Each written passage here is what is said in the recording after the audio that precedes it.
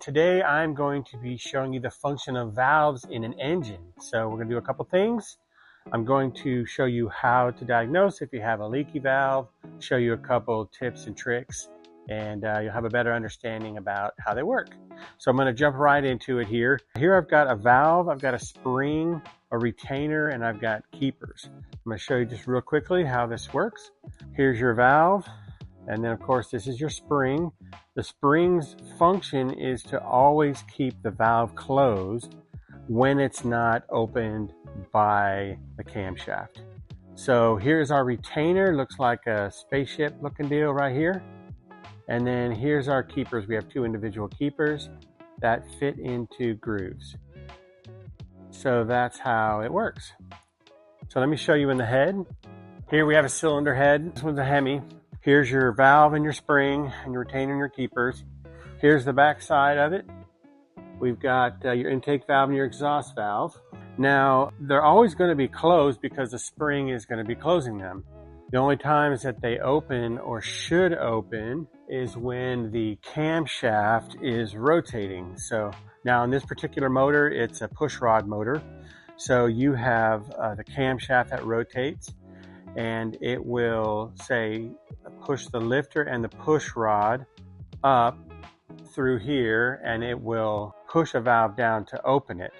So that's the function of the camshaft. But the cylinder head, if you understand the four strokes of an engine, you have your intake. So if you can imagine the piston coming down and it's sucking in air and fuel, and then it comes back up and it compresses that air and fuel. And then combustion happens. When all that air and fuel is compressed, the spark plug ignites it, causes an explosion, which pushes the piston down, driving the crank, and then it comes back up to push the gases out. So this is how the head works in that process. When the piston comes down, this intake valve opens up, lets in air, and the fuel injector will inject some fuel. So now we'll have a chamber full of air and fuel. The piston will come up. These valves will then close. It will compress that air in a closed chamber. And then the spark plugs here will ignite that air-fuel mixture, pushing the piston down. And then what will happen, the piston will come up. As it's coming up, this exhaust valve will open up, and it'll push all the exhaust out of the head into the exhaust manifold and out your tailpipe. And then the process starts again, where this intake valve opens up, piston comes down, and it draws in air and fuel. That is the function of the cylinder head, and that is the function of valves.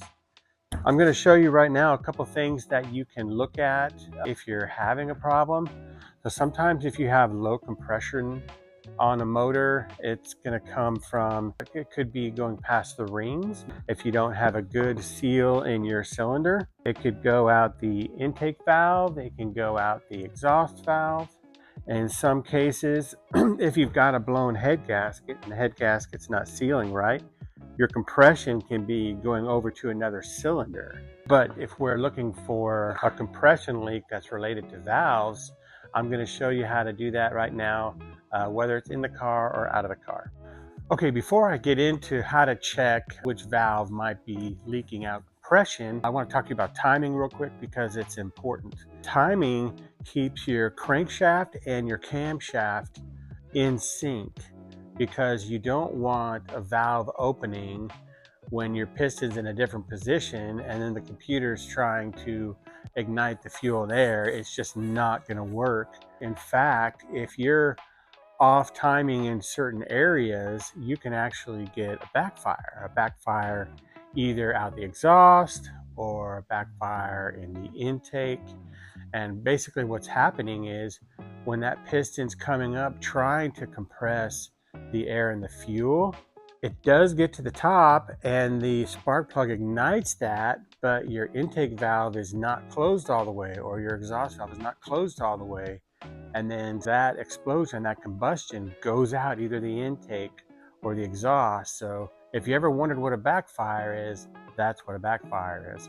Now, I've seen backfires in the intake that actually just blow apart the intake. I mean, it's pretty powerful. I remember one time one of my guys was trying to diagnose a vehicle, and he had a guy behind the wheel, you know, cranking, and he was spraying some starter fluid, and there was a backfire in the intake, and this just ball of fire just came out at him like this, and it was pretty funny because he didn't get hurt, but his eyebrows were singed, his beard was singed, and some of his hair. Probably not funny, but kind of funny. But a couple things that you might want to know as far as valves are concerned and what can happen. You could have a bent valve, or you could have a burnt valve. Now, a burnt valve will happen if maybe you have a really lean condition, or let's say you've got a bad fuel injector, or it's just dripping in there.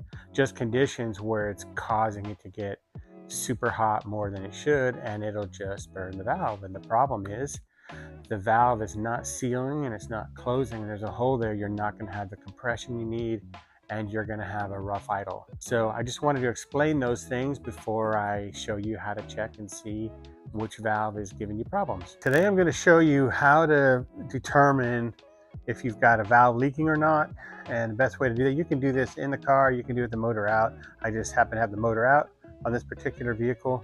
So now I've got a Hemi right here which has 16 spark plugs, 2 per each cylinder. So I'm going to need to take one of them out. If you just have one spark plug per cylinder, then just take out that spark plug. And what you're going to do is you're going to take a hose for like a compression tester, and you can take the little valve out, the Schrader type valve out of there, so that it can blow freely. And what you're going to do is you're going to screw it into the hole, and then you're going to hook up some compressed air. Once you do this, you'll be able to tell by putting your hand over the intake valve and also the exhaust. Now, I can't cover the particular exhaust port because I have the exhaust manifold on right now. So what I'll end up doing is putting my hand over the manifold exhaust. So I've got this in here snug. Okay, so I have 150 PSI going through here. Now, I'll put my hand over here. If it starts to kind of blow my hand off, I know I got a leak, I got an issue. There's nothing here, it's fine. I'll go to the exhaust. I'll hold my hand over the exhaust for a second, and it's not building up any pressure at all. If you do have one that is leaking, you can actually take a hammer. It's a little loud, but and sometimes there'll be just debris between the valve and the valve seat, and so that can kind of push it out. So I've had in some cases where it was leaking air, and then I tapped the valve and it quieted down and it sealed perfect. So this hole is in good shape. You'll just do the same process on the rest of the holes, and it'll let you know if you're losing your compression through the intake or the exhaust. In testing the third one here, I actually have some air escaping. I think you could probably hear it, but if not, you'll hear this. I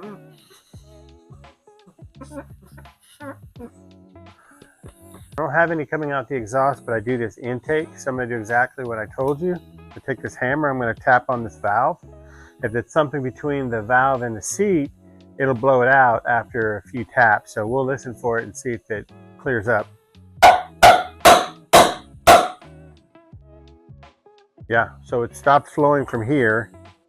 That was it, just some debris. Hope that's helpful.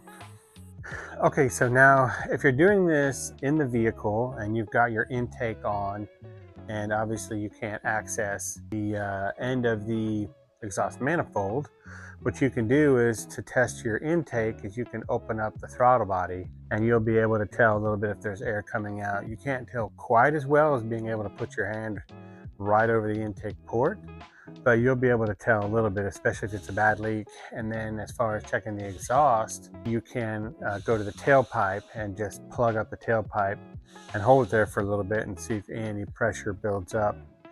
So hopefully that's helpful in diagnosing and figuring out why you have low compression.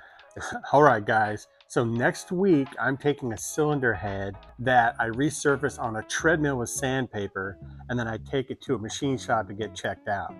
It's not a joke, it's a real thing. Check out my first video on this machine that I created, and then we'll see you next week. This is Dave with Hemi Garage Hacks.